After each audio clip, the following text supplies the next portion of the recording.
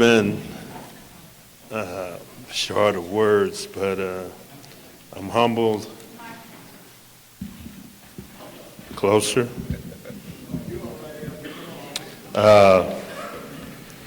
First, I want to say thank you to the Hall of Fame committee for even considering my nomination, which came from Ms. Mayo, who back in the 80s and 90s helped me with academic advising, counseling, and then career paths for young people.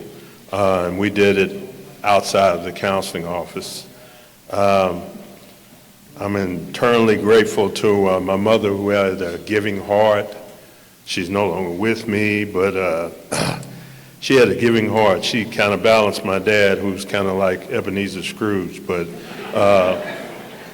he's still around. He's 94, still stays, but I'm still driving. Yeah, pray for me. People say, take his keys. Y'all want to help me? I want to say also, I like to give people their flowers that are unassuming and quiet. Reggie Ivy, who was alumnus from Northeastern, was recognized during the 100th year anniversary recently as one of the outstanding alumnus. I want to recognize Reggie Ivy. And Dr. Johnson, I don't have enough time and paper up here for all the awards that you're getting, but one of them was Oklahoman of the Year. And I'd like for you to raise my hand, and Shelley, turn around and look, because I'd like for my daughter to meet you, because it was a woman of color.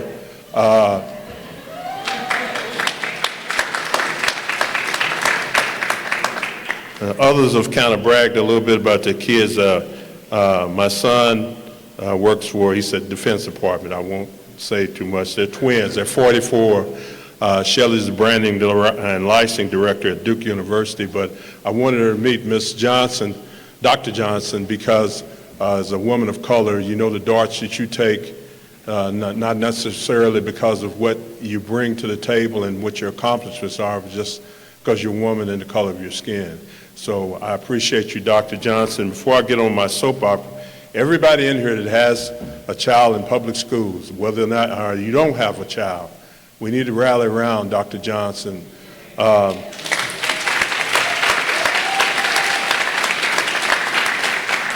Public education is coming under attack all over the country. Not only public education, like history and other things. So that means what? We have to go back and roll our sleeves up and start doing it at home. Stop letting the kids be taught by the world with social media devices and all those things. A lot of it is us. If you don't have a kid and you see a kid in the neighborhood, pour some love into them, some kindness. First, they got to feel like you care about them. And usually, I got so many notes up here. If you want to start talking about being humbled, I mentioned to my grandson, my oldest grandson, Aaron, I said, Aaron, they're selecting me for the Hall of Fame up at Booker T in Tulsa. And he said, why? And I said, it's the lifetime for a lot of stuff that I've done. And he said, that just means you're old. Also, thank you for my dad withdrawing me from college after my freshman year, after I tore my knee up and I was sitting out in front of the union, had been cutting class for a month or so, and that's back when parents had a lot more control. And he came down, and some of the guys with me said, is that your daddy? And I said, yeah. I said, what's he doing down here? And he had already withdrew me from school down in Northeastern in Tahlequah. And he came back, brought me back to Tulsa, and got me two of the hardest jobs I've ever had in my life. And his whole mindset was, are you going to use your head or your hands? And trust me, when I went back to school, I didn't come home for breaks, any holidays, anything. Thank you to the Lockett family for moving to Tulsa and bestowing and blessing Booker T with all those Lockett and that tradition in it. And I want to say this, John was great before his offspring and stuff. In North Carolina, my daughter got a chance to attend his induction up there in the Hall of Fame. And I want to say something about Millard Chopper House. His dad used to be our softball coach. The Arvis Bank that's up there on Gilcrease Museum Road used to be formerly, that's now Arvis.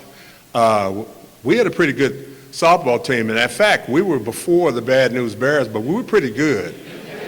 Until we went to Memphis. John got humbled by Poochie's Pride out of Memphis. And I'm going to share this story. If you want to get humble, get full of yourself, and that's why I try to instill it in kids. It said, the guys came to us from Poochie's Pride, and they said, you guys had a chance to sightsee and do anything up here? I said, no, we concentrated on it. He said, well, we're going to help get y'all up out of here so y'all. And Coach and John Lockett, if you know him, one of his favorites, let's go kick this, blah, blah, blah, blah. And of course, now after the first inning, it was 13-1, and all the guys on the team said, well, we do need to check Memphis out. So I had a lot of notes on here, and my daughter's looking. She said, 3 minutes, but I'm the last speaker, so. I want all of my family and friends, and any of you came to support me, just wave your hands out there.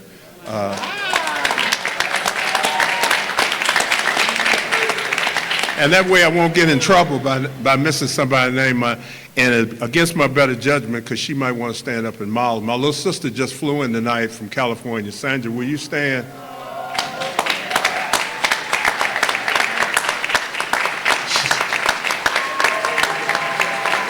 See, I told y'all, I told you.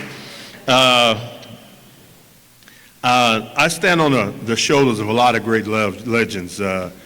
Dr. Gary Davis, who's in my class, used to do house calls, him and Curtis West in the neighborhoods, helped discover one of the cures for HIV and AIDS, and unfortunately he transitioned.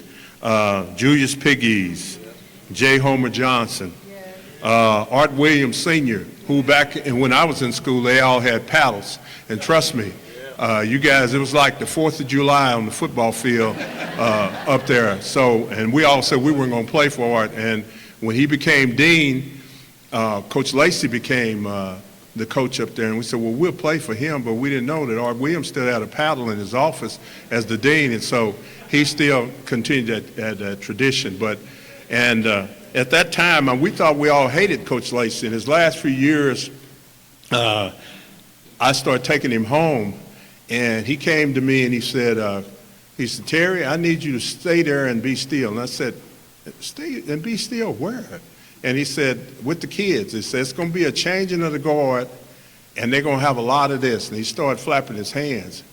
And I said, talking? He said, kids don't talk to adults, but trust me, it's transformed. But he said they're going to still need you. And so that's kind of what I try to do, that as well as encouraging and letting the kids see my heart. They first got to feel like you care about them. You can't, even as a coach, you can't preach to kids if they don't see your heart before that. And before I get to the very end of my deal, also, Mr. Sales, I appreciate you pouring into us all those years. Mike Mims, Jack Dobbins, Jamil's Steakhouse was one of my first jobs of washing dishes, and my dad came out and took my check, and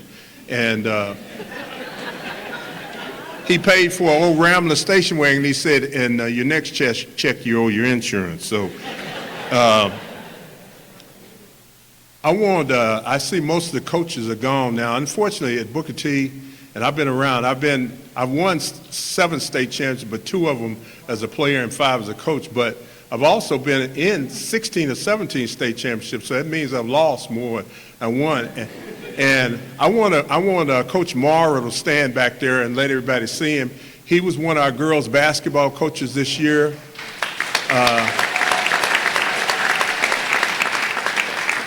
Our girls' team was 28-3. We lost in the finals, and including my son. When he calls back home, he said, "Did y'all win?" And I said, "No, we lost." He said, "But the boys won, though, didn't they?" And so I just wanted to say that because too often you're not going to always win, but you take from your losses and you pay it forward to continuing on your journey. And I want to show my appreciation to Coach Coach Morrow, Coach Atkinson, who, by the way, is Coach of the Year in large school class. He's also the All-State Games coach. This is his 9th time being Coach of the Year, and they came in as first-year coaches. And you guys have no idea how hard it is to get to that state game. But unfortunately, again, we've been spoiled at Booker T. And, you know, people look at us, they didn't want to accept the silver ball, but it's an accomplishment. I'm proud of them.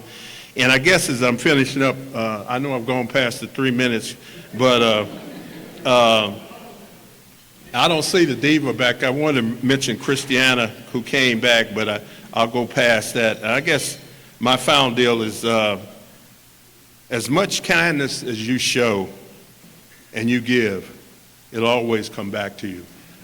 Again, I thank you guys for allowing me to speak to you. I thank my church member and my pastor. If she wants to raise her hand back there so she won't talk about me on the podium Sunday. I appreciate you guys coming. Again, I thank you guys, and I'm humbled to be up here with these honorees. And while I don't think I'm worthy, it said ain't bragging. Well, it said ain't fact. What is it? It ain't bragging if it's fact.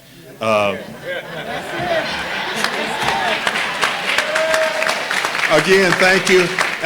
And before I leave, my first cousin, who's like a brother to me, and my brother-in-law Kenneth Caddy, my first cousin came. He's in a wheelchair, but he wanted to be here so bad. We were in and out of each other's houses growing up, and I want you guys to pray for him.